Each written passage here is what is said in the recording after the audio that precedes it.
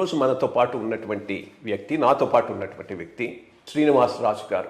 తిరుమలలో ఈవోగా ఉన్నప్పుడు వచ్చి జేఈఓగా జాయిన్ అయినాడు. తక్కువ కాలంలో ఇవ్వటం, చక్కని దర్శనం ఇవ్వటం, దీనికి ఎటువంటి చర్యలు తీసుకోవాలి? 18 గంటలు 19 గంటలు టైంలో సామాన్య భక్తులకు కానీ అందరి ముందున్నటువంటి బిగ్గెస్ట్ వారిని తిరిగి దర్శించుకోవాలన్న కోరిక భక్తులకు ఉండడంతో రావడము. ఈరోజు ఉన్నటువంటి టెక్నాలజీలో దీంట్లో 1 టైం 1 ఇయర్ దర్శన్కు మించి ఉండడం కొంత ఈ వచ్చేటటువంటి భక్తుల మేనేజ్మెంట్లో నేను ఫీల్ అవుతున్నాను. మీ అభిప్రాయం? మాజీ ఉపరాష్ట్రపతి గారు వెంకయ్య నాయుడు గారు ప్రతి సంవత్సరం వారు ఒక్కసారి వస్తారు, వచ్చిన ప్రతిసారి ఈ మాట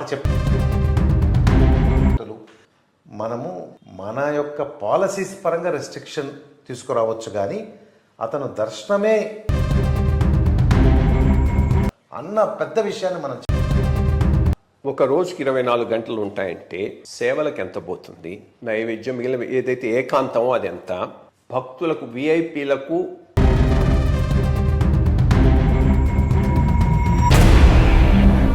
కాబట్టి నేను ప్రస్తుత పరిస్థితుల మీద నేను ఏది స్వామిని చూసిన మధురమైన క్షణంలో పిక్ పాకెటింగ్ అనాదిగా ఉన్నటువంటి సాంప్రదాయం. విప్లవాత్మకమైన మార్పులకు ఎవరన్నా దానికి అంకురార్పణ చేస్తే నిరోధం అన్నది మా ప్రిన్సిపల్ కాదు.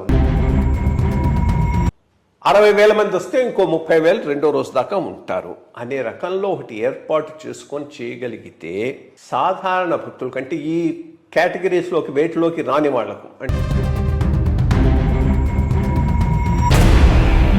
క్వాలిటేటివ్లీ గుడ్ దర్శనం ఇచ్చే అవకాశం ఉంది.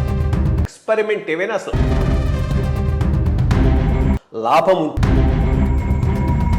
కాబట్టి ఎనీథింగ్ ప్రాబ్లమ్ని తిరుమల నుంచి షిఫ్ట్ చేస్తే మనకు కూడము అంత. మనం ఈ మధ్య ఒక కేటగారికల్గా 7 రోజుల్లో కూడా అవర్లీ చేయించగలము చేశాము. ఆ యొక్క చెప్పడానికి ఇదే కారణం. 60,000-70,000 వేలకు కనుక రిస్ట్రిక్ట్ చేయగలిగితే ఉన్న ఉంటుందా? ఇది మనకు భక్త జన సమూహంలో మనం చెల్లుబాటు కాదు. 1,00,000కు మించి తిరుపతికి తిరుమలకి కాబట్టి తప్పకుండా స్వామివారి ఏమిటండి, మన సర్వాంతర్యామి వితండవాదం ఇది.